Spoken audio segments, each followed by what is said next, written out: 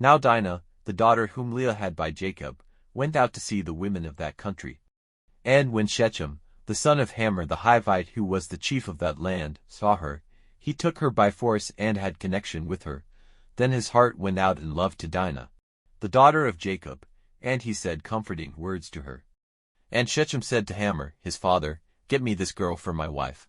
Now Jacob had word of what Shechem had done to his daughter. But his sons were in the fields with the cattle, and Jacob said nothing till they came. Then Hamor, the father of Shechem, came out to have a talk with Jacob. Now the sons of Jacob came in from the fields when they had news of it, and they were wounded and very angry because of the shame he had done in Israel by having connection with Jacob's daughter. And they said, "Such a thing is not to be done." But Hamor said to them, "Shechem, my son, is full of desire for your daughter. Will you then give her to him for a wife? And let our two peoples be joined together. Give your daughters to us, and take our daughters for yourselves. Go on living with us, and the country will be open to you. Do trade and get property there." And Shechem said to her father and her brothers, "If you will give ear to my request, whatever you say I will give to you.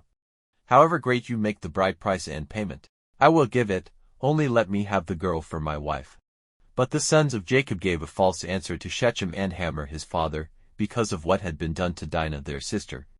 And they said, "It is not possible for us to give our sister to one who is without circumcision, for that would be a cause of shame to us. But on this condition only will we come to an agreement with you, if every male among you becomes like us and undergoes circumcision. Then we will give our daughters to you and take your daughters to us and go on living with you as one people. But if you will not undergo circumcision, as we say, then we will take our daughter and go."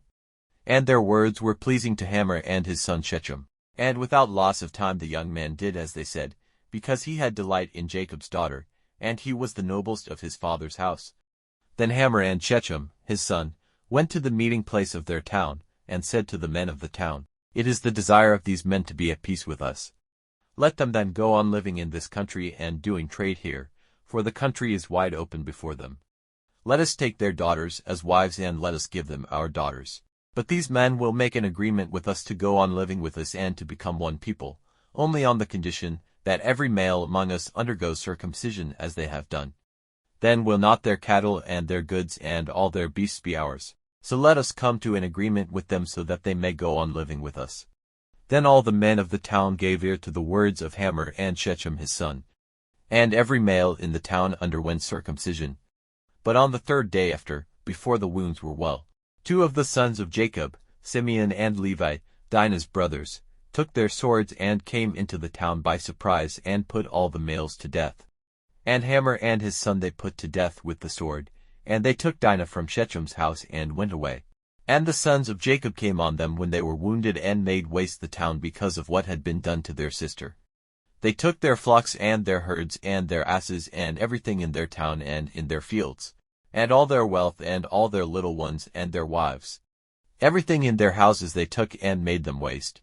And Jacob said to Simeon and Levi, "You have made trouble for me and given me a bad name among the people of this country, among the Canaanites and the Perizzites, and because we are small in number they will come together against me and make war on me. And it will be the end of me and all my people." But they said, "Were we to let him make use of our sister as a loose woman,